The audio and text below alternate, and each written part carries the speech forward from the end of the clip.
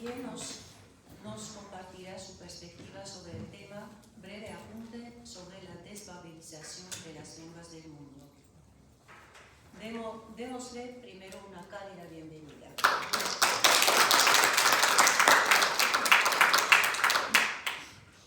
Rafael del Moral Aguilera es un sociolingüista y lexicógrafo español cuyas investigaciones se centran en la diversidad lingüística del mundo y su distribución y valoración social, especialmente las del ámbito hispánico, y en la clasificación del diccionario ideológico del léxico de la lengua española. Rafael del Moral es profesor emérito de la Universidad de Bretaña y expresidente de la Asociación Europea de Profesores de Español. Como sociolingüista es autor del Diccionario Espasa de las Lenguas del Mundo y una docena más de títulos y artículos. Como lexicólogo es autor del Diccionario Ideológico Atlas Léxico de la Lengua Española y 2 diccionarios más de clasificación de palabras en campos semánticos.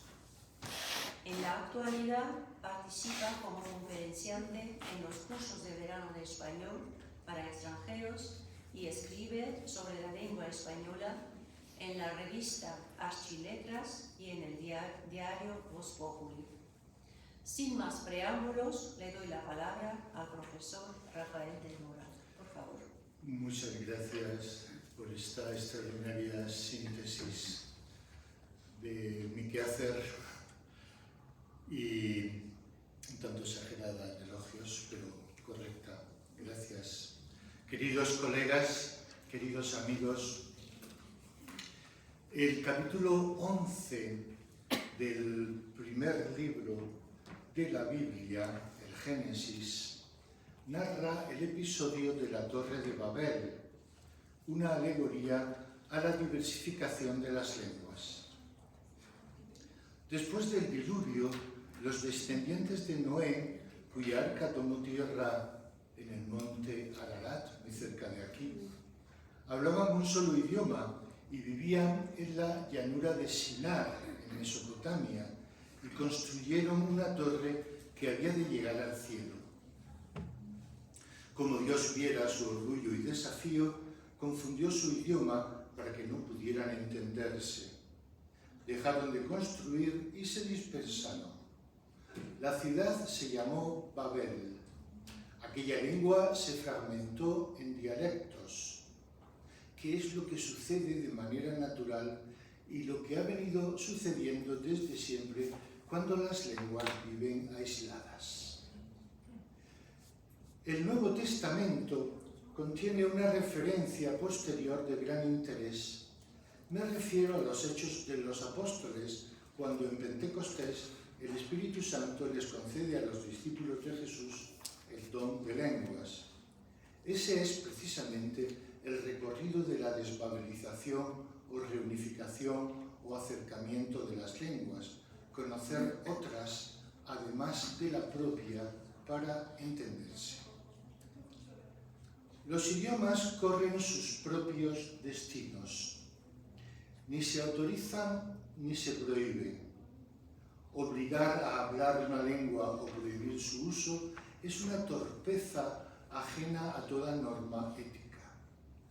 Son los hablantes quienes eligen de manera natural la más adecuada para expresarse, y no lo hacen por cumplir una orden, sino porque de manera natural van en busca de la más procedente en cada momento. Hace más de un siglo se empezó a extender una idea loable, pero un tanto peregrina, que defiende la diversidad lingüística. Considera una suerte la variedad de lenguas porque cada una de ellas, surgida de la anterior, describe un ámbito cultural por sí sola y refleja la naturaleza de sus hablantes. Y no les falta razón. El tópico se ha generalizado tanto que nos agrada dar por bueno aquello que contribuye a mantener viva una lengua, aunque tengamos en el mundo más de 7.000. Lo nuevo es que en nuestros tiempos, y por primera vez en la historia, la tendencia natural propicia la desbabelización, el acercamiento de los hablantes, el entendimiento entre los pueblos. ¿Qué está pasando? Pues, resumido en 5 corrientes, diríamos que cada vez hay más hablantes de 2 lenguas o ambilingües, que se acelera la muerte de las lenguas innecesarias, que se multiplican los contactos entre naciones, que se tiende a utilizar una lengua vehicular única y que un único alfabeto se ha generalizado por el mundo. Veamos la primera tendencia, la proliferación del ambilingüismo. Quienes conocen más o menos bien una lengua extranjera son hablantes bilingües. Quienes utilizan 2 lenguas como propias en el día a día son hablantes ambilingües, por analogía con los ambidiestros. Sorprenderá si digo que la mayoría de las lenguas del mundo carecen o tienen pocos hablantes monolingües. En España, país de unas 15 lenguas, según la página web Etnologue, solo hay un idioma con hablantes monolingües, el español. En Francia también solo uno, el francés. En Italia lo mismo, el italiano. En Rusia igual, el ruso. En Estados Unidos el inglés. Y todos estos países tienen además decenas de lenguas que no viven solas, sino hermanadas con el español. Francés, italiano, ruso e inglés, y sin hablantes monolingües. Con intención didáctica, llamaremos a estas lenguas en dependencia lenguas parásitas, es decir, lenguas que como el sueco, el noruego, el bretón, el catalán, el sardo, se apoyan en otras para sacar a sus hablantes del aislamiento. El apoyo se realiza con una lengua que lo facilite, y las lenguas que mejor apoyan a las deficitarias son muy pocas, apenas una docena. En Europa solo el inglés, el español, el alemán, el francés, el italiano y el ruso. Las lenguas neolatinas, contadas de una en una en todos sus dominios, son varias decenas. Contadas con minuciosidad pueden llegar al centenar. No sé si alguien lo ha pensado, pero si no lo ha hecho, le diré que ninguna de las lenguas neolatinas cuenta con hablantes monolingües salvo 5, el español, el francés, el portugués, el italiano y el rumano. El resto dispone de una lengua parasitada que amplía el horizonte de comunicación. Solo el 3% de lenguas del mundo residen en Europa, unas 250. Las que cuentan con hablantes estrictamente monolingües son menos de una docena y la tendencia incrementa el ambilingüismo. Este cambio facilita la comunicación. Si aumentan los anglófonos, que es lo que sucede en las últimas décadas, se contribuye a la reunificación. América habla más de 1000 lenguas, cierto, pero es un continente de solo 3, español, inglés y portugués. Con una de ellas, el hablante ambilingüe vive conectado en sus respectivos territorios. Bueno, me he saltado el francés, que podría ser la cuarta, pero es dudoso que los anglófonos de Canadá sepan solo francés, mayoritariamente saben inglés. En África encontramos al continente más ambilingüe. Tendría que ser una verdadera Babel, pero no lo es porque la necesidad utiliza a diario 2 o 3 lenguas y es habitual encontrar a hablantes que tienen una lengua aprendida en familia, una lengua vehicular africana como el suajili, el wolof o el hausa, y la tercera lengua es el inglés o el francés, o el portugués en algunos casos, y con mucha menor frecuencia el español.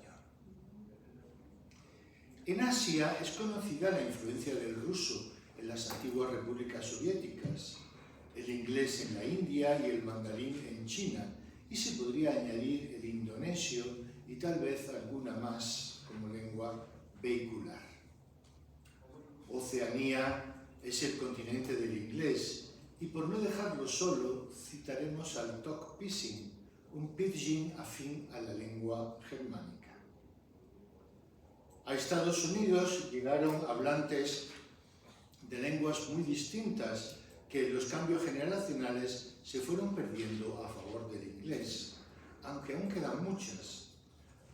Así es como desaparecen las lenguas, sustituidas por otra de mayor utilidad para la comunicación. Pasemos a la segunda tendencia, el incremento de lenguas que desaparecen. La desaparición de lenguas en el mundo se ha convertido en una constante. Hay más muertes de lenguas que nacimientos porque la multiplicación de contactos ha favorecido que casi el 90% resulten de una u otra manera insuficientes para la comunicación. Nunca antes murieron tantas lenguas tan rápido. Se espera que a final de siglo solo queden la mitad. La mengua se produce en el cambio generacional.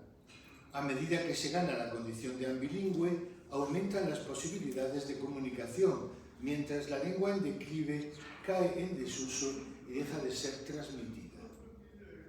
Nadie la persigue, nadie la prohíbe, nadie la detesta. Se debilita porque los jóvenes, que llevan la iniciativa, eligen la más útil, que será también la lengua que transmitan a sus hijos. Y como es lícito que todo hablante esté capacitado para la comunicación y entendimiento con sus semejantes, la elección recae en la más ventajosa y necesariamente la otra lengua queda marginada. Podemos llamarlo muerte de las lenguas con dramatismo, pero quedaría menos sombrío si lo llamáramos quiebra en la transmisión generacional. Las lenguas débiles se preparan para la desaparición, mientras las vigorosas, el yagán, el acabo, el eyak, el tausiro, el visita, el divonio, son algunas de las que no volveremos a oír, que han muerto en los últimos meses.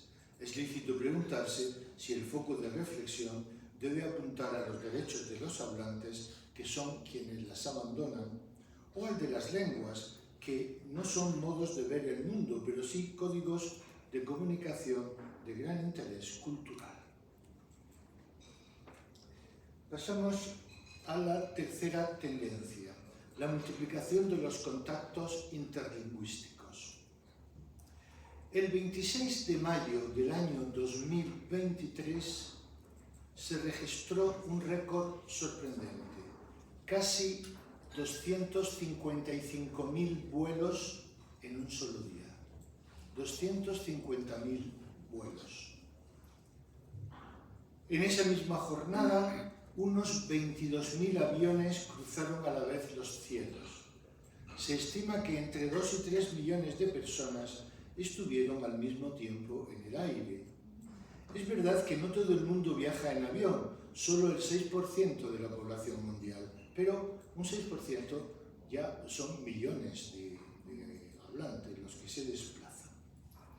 Por otra parte, el número de usuarios de Internet en el mundo ronda el 75%, y los idiomas más usados varían según cómo se establezcan las mediciones, pero toda introspección coincide en colocar en primer lugar al inglés, en segundo al chino y en tercer lugar al español, aunque con diferencias, eso sí, entre ellos.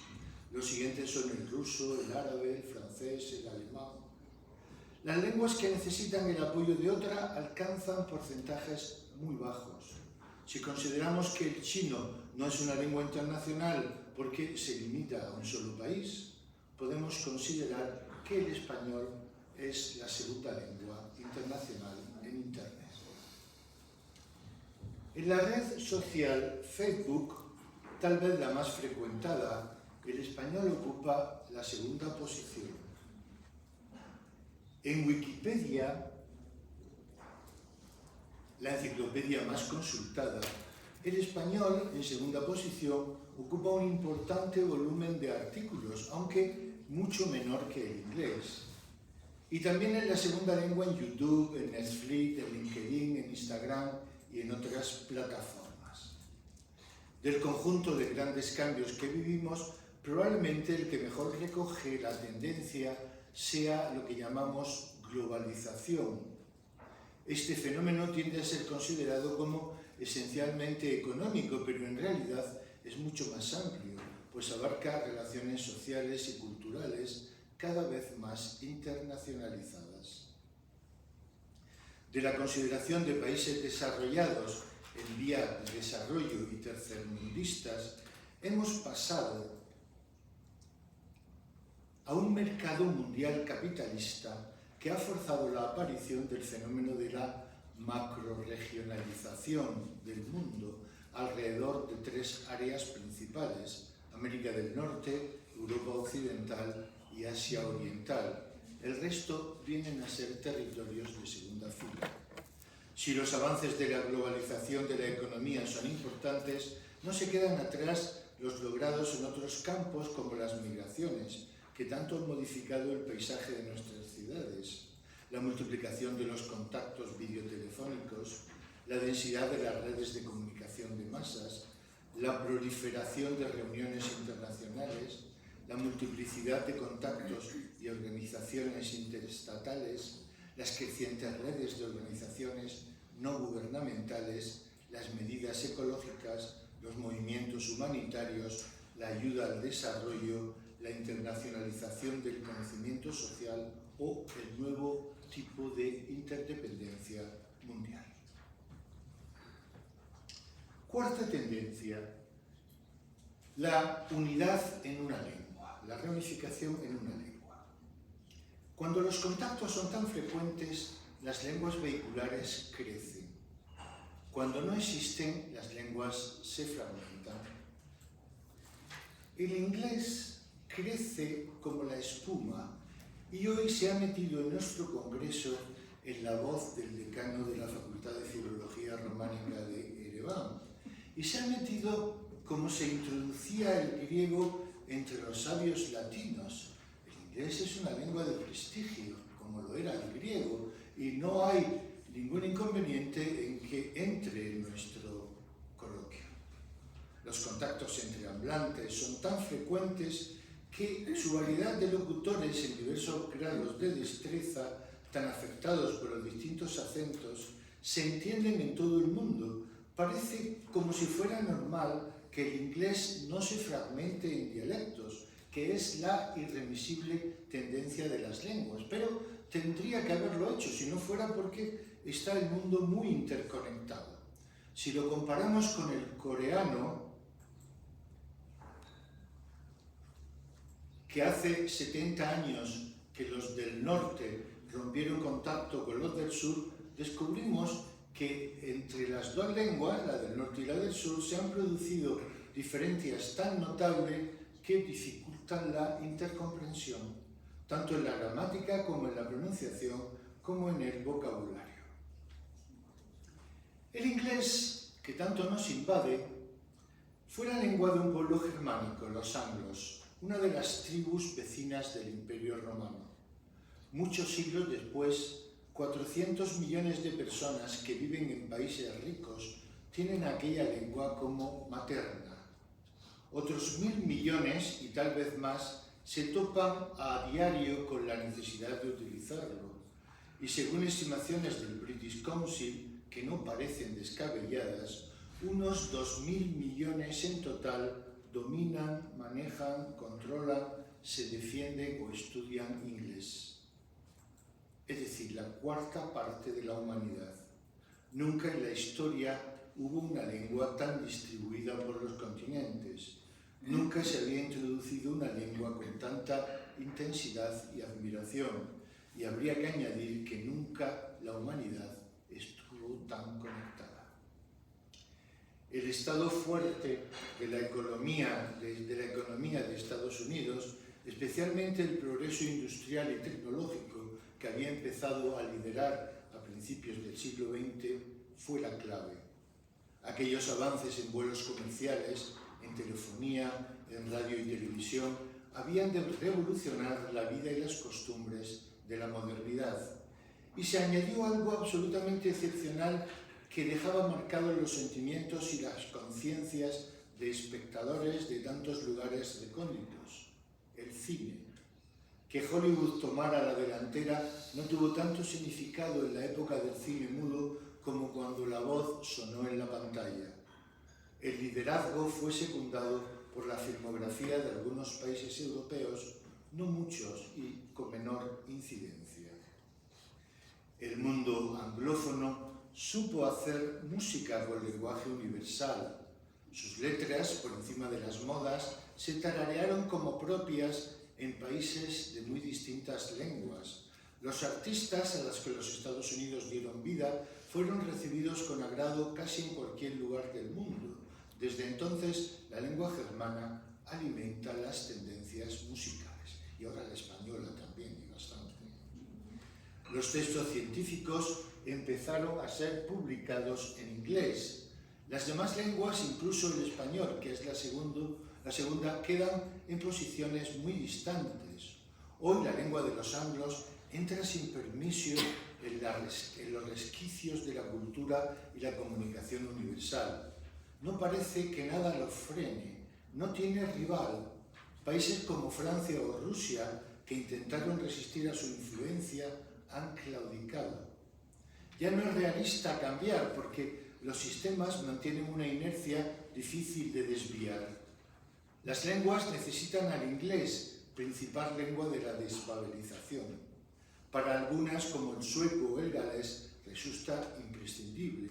Para otras, como el polaco o el húngaro, es muy necesaria. Para las menos, entre ellas el español y el francés, es prescindible, pero no viene mal conocerlo. Solo los anglófonos no necesitan conocer otra lengua. Y la quinta tendencia es la expansión del alfabeto latino. Aunque el abecedario latino no es universal, a ningún usuario de otro alfabeto actual, que son más de 40 en el mundo, le es ajeno. La colección de grafemas que se ha generalizado por los 5 continentes nació en un rincón de la península itálica, inspirada en la de sus vecinos etruscos, que a su vez la habían tomado del griego. El imperio lo llevó por los territorios bañados por el Mediterráneo. Pasó después a las lenguas neolatinas y luego lo adoptaron las lenguas germánicas y buena parte de las eslavas. La segunda gran expansión del alfabeto latino, o del abecedario latino, se la debemos a 3 lenguas continuadoras: el español, que se le prestó a las lenguas amerindias, el francés, que lo ha llevado por África e Indochina, y el portugués, que lo ha difundido por África y Asia. Pero, sobre todo, le debemos el crecimiento a una lengua germánica, al inglés, que lo ha llevado a América del Norte, a África, a Asia y a Oceanía. Los idiomas vivos que han adoptado el alfabeto latino son hoy 66, pero los hablantes que necesitan conocerlo son muchos más, entre ellos los chinos y los japoneses. En un sentido amplio podríamos decir que todo el mundo desarrollado pasa por el alfabeto latino. El chino lo utiliza como base de su escritura para fijar la pronunciación, pues los caracteres pictográficos no pueden servir de referencia para pronunciar. Es el llamado pinyin, que sirve para la comunicación escrita. También se usa en móviles y en ordenadores, pues la escritura latina, que ellos llaman inglesa, es imprescindible porque les sirve de llamada predictiva a los miles de caracteres. Un chino alfabetizado necesita, sin duda, el alfabeto latino para manejar su propia lengua. En India, el inglés está tan generalizado que sus más de 1.000 millones de hablantes, con unos 25 alfabetos, utilizan y conocen el alfabeto latino. Los usuarios indios tienen que ser ambilingües con el inglés, de manera que por esa razón, aunque solo sea por esa razón, conocen el abecedario latino. Y quienes hablan japonés, además de sus dos silabarios, el katakana y el hiragana, y de los kanjis chinos, conocen el romaji, o escritura alfabética, que aparece para la información escrita en las autopistas, para la transcripción de nombres de personas y lugares, y en busca de ser identificadas para dar nombre a la mayoría de las empresas de Japón, que si no fuera por los caracteres latinos, no tendrían sus marcas comerciales difusión por el mundo.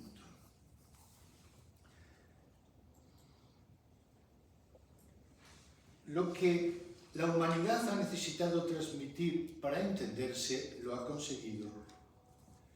En Armenia, por ejemplo, profesan una gran admiración por su alfabeto, que podemos ver en los letreros de toda la ciudad. Sin embargo, y supongo que con la finalidad de entenderse con otros pueblos, en las matrículas de los coches no utilizan el armenio, sino el latino. La expansión del abecedario es un ejemplo y otro la universalización de los números, a pesar de que otras lenguas utilicen otros símbolos para escribirlos.